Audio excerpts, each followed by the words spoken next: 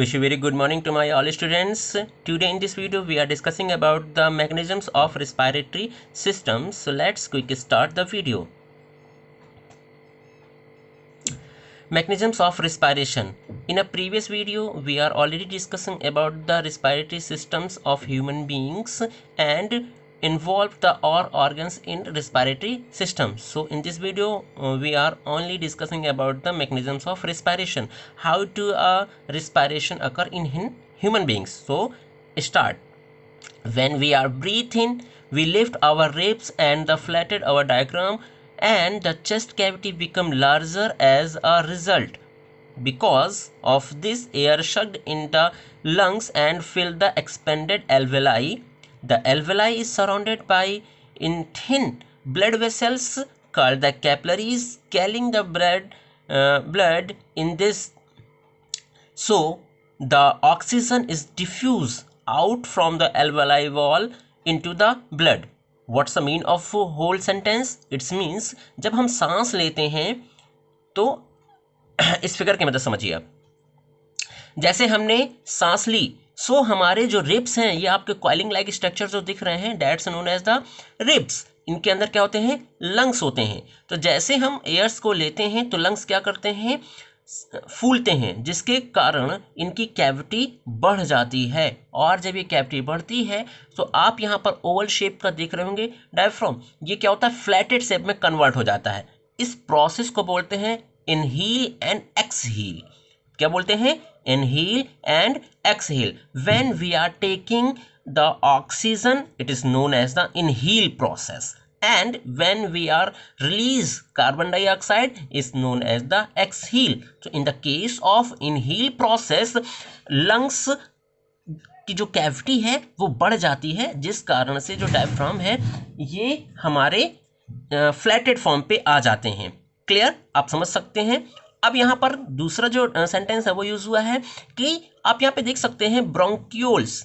So bronchioles are the secondary bronchioles is the secondary structure of the bronchioles, and bronchioles के आगे छोटे छोटे sac like structure का formation होता है, जिनको हम बोलते हैं जिनकी हम यहाँ पर बात करते हैं एल्वेलाई। अब ये एल्वेलाई क्या होती हैं? चारों तरफ से ब्लड वेसल से घिरी होती हैं, जहां पर डिफ्यूजन की प्रोसेस कंप्लीट होती है। क्लियर है? जहां पर डिफ्यूजन की प्रोसेस कंप्लीट हो जाती है। अब हम आगे बढ़ते हैं। The oxygen is carry the blood to all part of body. अब ऑक्सीजन को कैरी करके ब्लड क्या करता है? हमारे बॉडी के सभी पार्ट पर मूव करता है। As the blood passes through the tissue of the body. इसी तरह ये ब्लड क्या होते हैं? टिश्यूज, बॉडी के टिश्यूज में भी पास किए जाते हैं।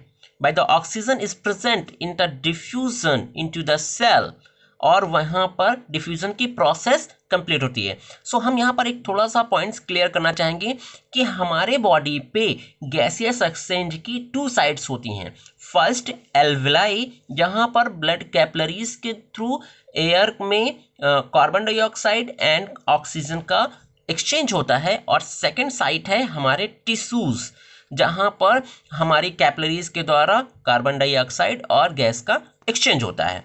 The oxygen is combined with the digested food present in the cell release energy. फिर क्या करते हैं? हमारे सेल्स के अंदर जो ऑक्सीजन है वो कंबाइंड हो जाते हैं डाइजेस्टिव फूड।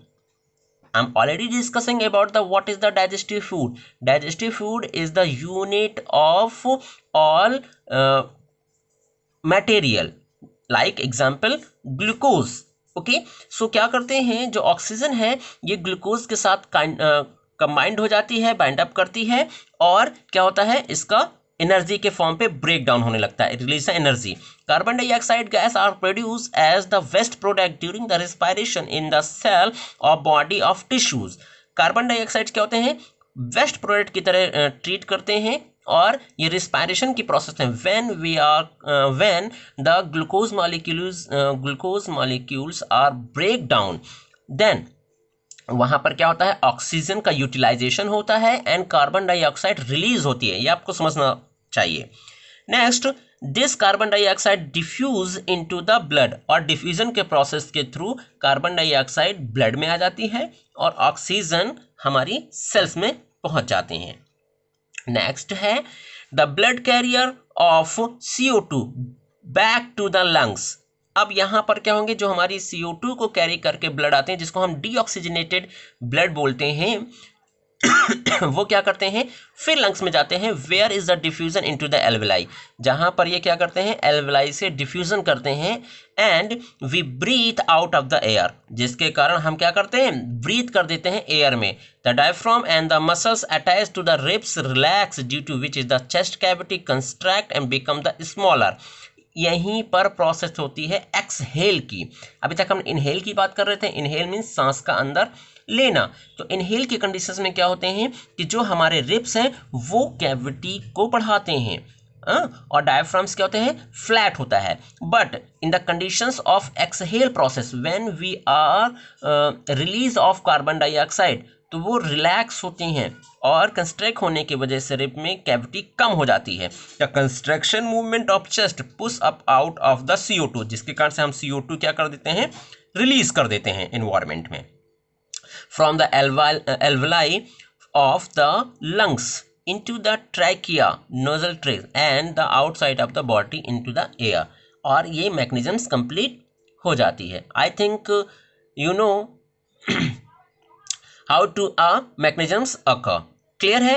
अब हम बात करेंगे next point is rate of breathing, means हमारे सांस लेने की रेट क्या होती है। The process of breathing pump in oxygen into the body and remove CO2। Breathing की प्रोसेस हमने पहले ही क्लियर कर दी थी। ब्रीदिंग मीन्स क्या होता है, गैसियस एक्सचेंज नहीं, ब्रीदिंग मीन्स होता है ऑक्सीजन का लेना और कार्बन डाइऑक्साइड का निकालना। क्लियर है। तो breathing occur in involuntary but the rate of breathing is controlled by the respiratory system of brain. First thing, जो ब्रीदिंग की प्रोसेस है ये इनवॉलेंट्री प्रोसेस है। इनवॉलेंट्री मतलब क्या होता है, हमारे द्वारा कंट्रोल नहीं की जा सकती है। हम इसको ऐसा नहीं हो सकता है कि हम सांस को रोक लें काफ़ी देर तक फिर रोके रहें, नहीं, हम ऐसा नहीं कर सकते हैं। But the rate of breathing is controlled by the respiratory system of brain, means जो हमारे रिस्पायरेटरी सिस्टम का रेट है उसको हमारे ब्रेन के द्वारा कंट्रोल किया जाता है। The average breathing rate in a adult man is the rest about the 15 to 18 time पर मिनट। जो हमारे रेट होता है इन एडल्ट पर्सन पे 15 to 18 time, but the rate increase when increase the physical activities. जैसे ही हम physical activities को बढ़ाते हैं तो हमारे जो बर्थ रेट है वो क्या हो जाता है, इंक्रीज हो जाता है। So this is the last point and in a next video we are already continues the topic. Clear. Thank you.